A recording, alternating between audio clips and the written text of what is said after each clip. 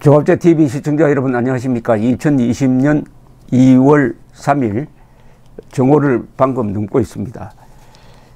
주한 중국 대사 싱하이밍 씨가 지난 1일 중앙일보 차이나랩과 인터뷰를 하면서 한국 정부가 중국인에 대한 입국 금지 조치를 취하지 않아야 한다고 훈수를 두었습니다. 이렇게 이야기를 했습니다. 중국 정부는 미국을 포함한 국제사회에 제때 관련 정보를 발표하고 데이터를 공유하고 있다. 한국을 비롯한 많은 우호국들이 다양한 방식으로 중국에 도움과 지지를 보내고 있다. 그리고 WHO 세계보건기구도 중국으로부터의 이동과 교역을 제한하는 것을 권고하지 않고 심지어 반대한다. 면서 미국이 오히려 정반대의 방향으로 중국인 입국 금지 조치를 취한 데 대해서는 다른 의도가 있지 않나 의심이 가는 대목이다. 이렇게 이야기를 했습니다. 이거는 우리 정부가 호북성, 후베이라고 그러는데 호북성에 거주한 적이 있는 중국인, 외국인들의 한국 입국 금지 조치를 취하기 전에 한 발언인데 한국 정부에 압력을 넣은 것으로 보입니다. 압력을 넣기 위해서 이런 발언을 한 것으로 보이는데 지금 우한 폐렴, 무한입니다. 무한 지역의 폐렴과 관련해 가지고 전면적으로 입국 금지를 취하고 있는 중국인 입국 금지를 취하고 있는 나라는 미국, 호주, 싱가포르, 뉴질랜드, 필리핀, 몽골입니다. 일본은 그렇게 우리하고 좀 비슷한 그런 제한적 입국 금지 조치를 취하고 있습니다.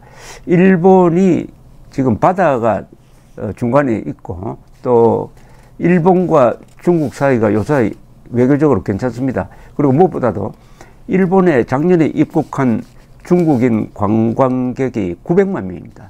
전체 입국자의 한 30%를 차지하는 것을 고려한 조치로 보입니다. 그러나 이 중국 대사의 이 발언은 이건 내정 간섭으로 볼 여지가 있습니다. 더구나 전염병으로부터 국민을 보호한다는 이것은 전쟁으로부터 국민을 보호하는 것과 같은 아주 중요한 국가의 주권적 사안인데 여기에 조금 상당히 좀 금방지다는 표현을 써야 될 정도로 노골적으로 중국인에 대한 입국 금지 조치는 하지 말아야 한다라고 이야기를 했는데 이 이야기를 들으니까 문득 연상되는 발언이 있습니다.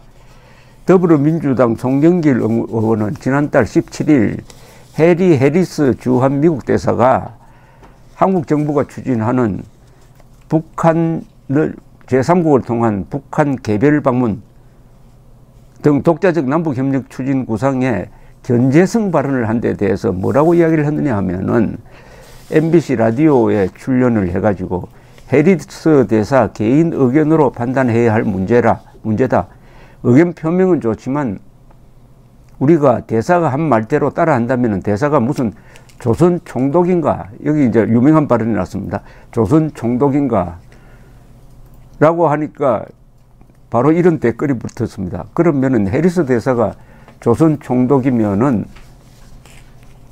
문재인 대통령 뭐가 되느냐? 고종이냐? 나라를 팔아넘긴 고종이냐? 이런 논리가 되는 거죠.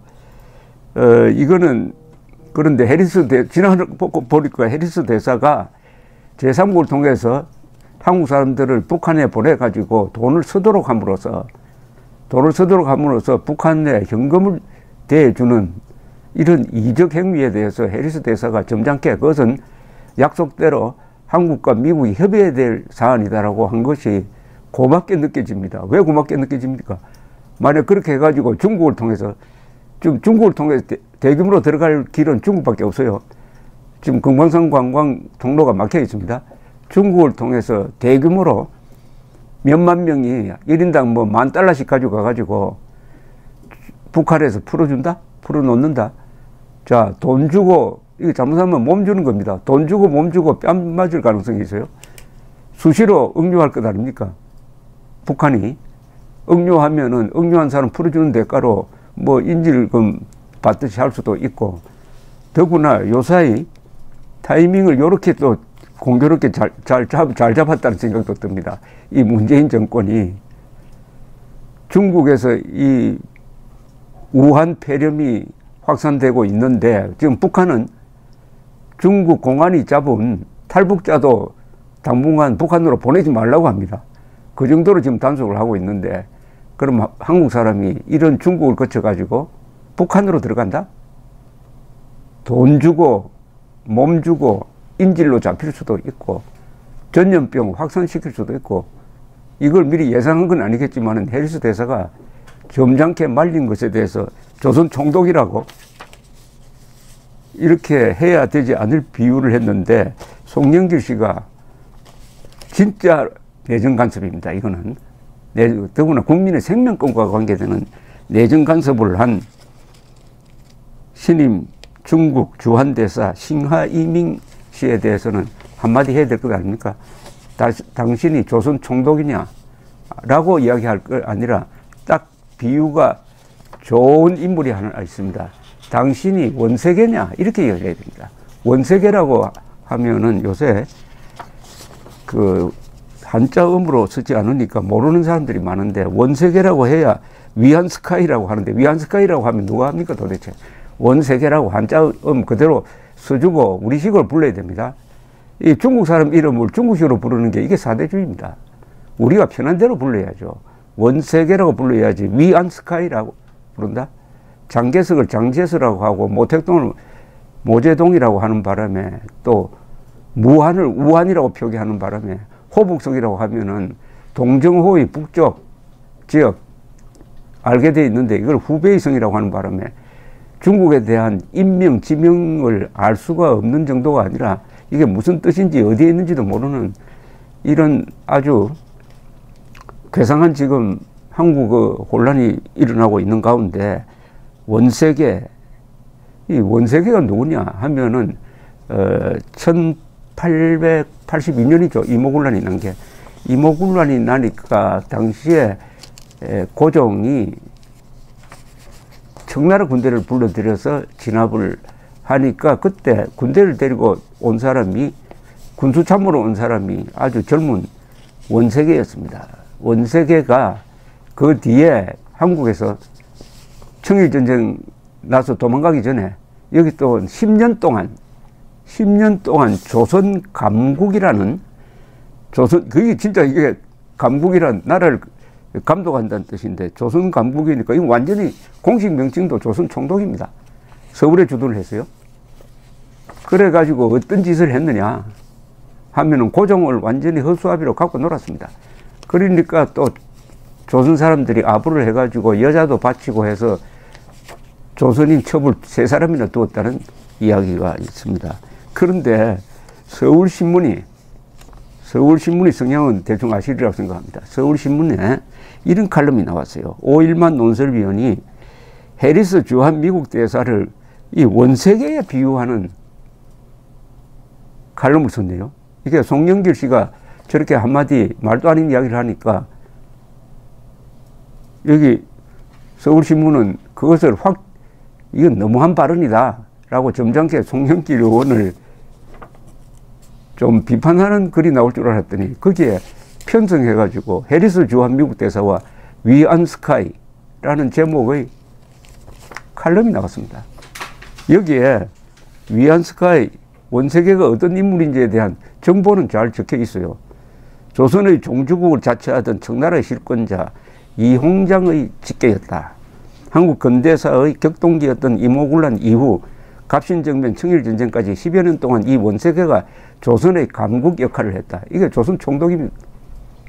그러니까 지금 이 주한 중국 대사가 중국인에 대한 입국 금지 조치 취하지 말아라고 오만 방자하게 하는 것을 보면은 이건 완전히 원세계의 재현입니다. 원세계.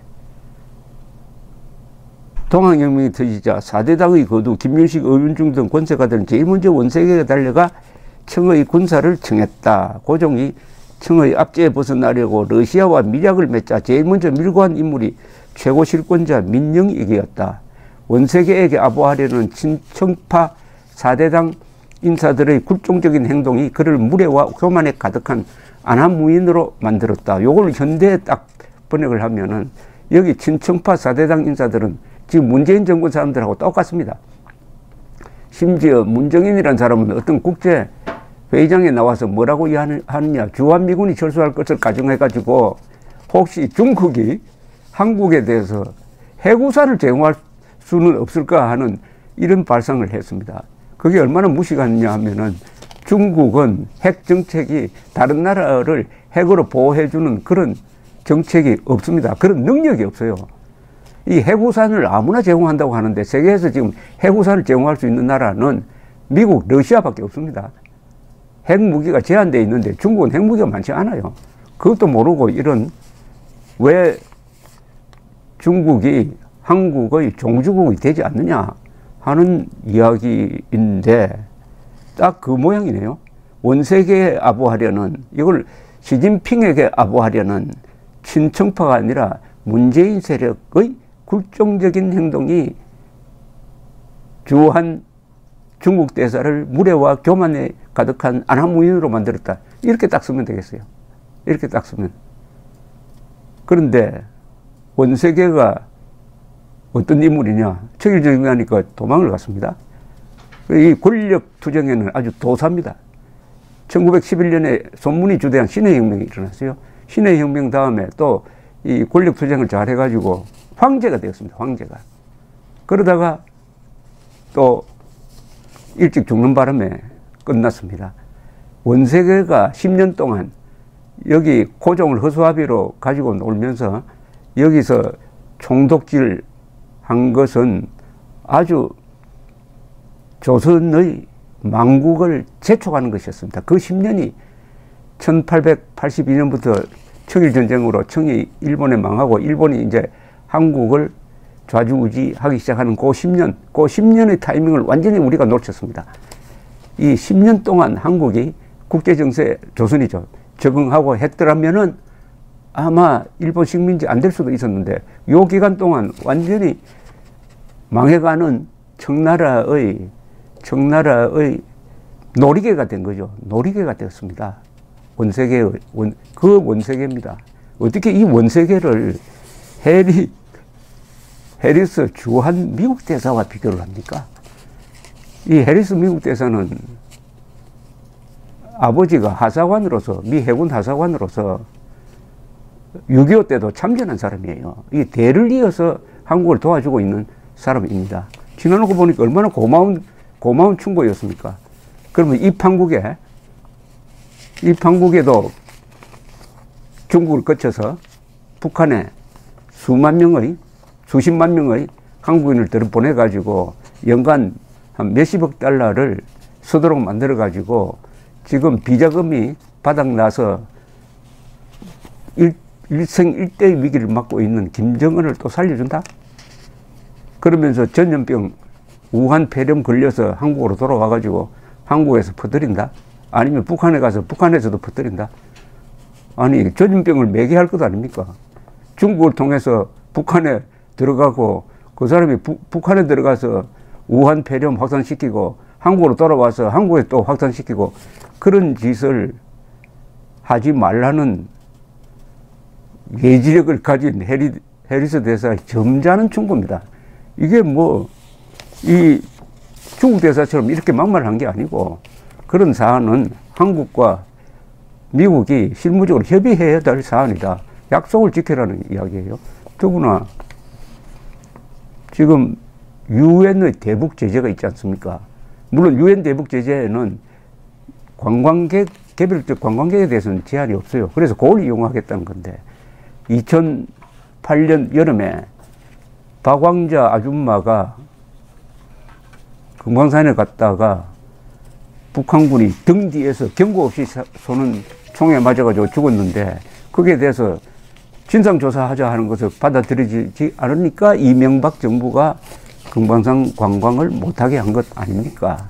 이런 걸 다 잊어버리고 해리스 대사가 점잖은 충고를 해가지고 조선 총독이라고 했던 이 송영길 의원, 의원이 최소한의 균형을 맞추려면은 중국 대사에게 당신은 제2의 원세계냐? 라는 이야기를 하는 것을 듣고 싶습니다. 감사합니다.